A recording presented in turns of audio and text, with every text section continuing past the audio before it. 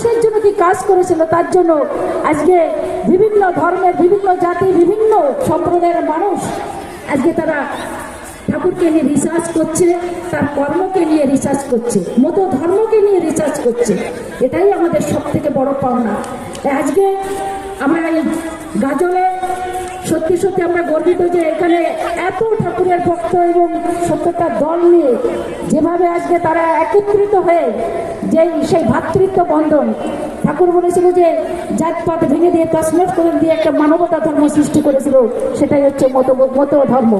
এখানে কোনো হিন্দু, মুসলমান, খ্রিস্টান, ব্রাহ্মণ, কে সাহা, সুরি, কে মানে এসসি সমাজের মানুষ, ওবিসি, তারা না, একটা মানবতা ধর্ম, যে মানুষ শ্রেষ্ঠ ধর্ম হচ্ছে মানুষ তৈরি করেছে ধর্মকে। ধর্ম মানুষ তৈরি করেন, মানে ভগবান ধর্ম তৈরি করেন, মানুষ তৈরি করেছিল ভগবান, আর ধর্ম তৈরি করেছে মানুষ নিজের সাথে নিজেটা ভালো মানুষ হওয়ার জন্য, ভালো কিছু হওয়ার জন্য, ভালো কিছু পাওয়ার জন্য।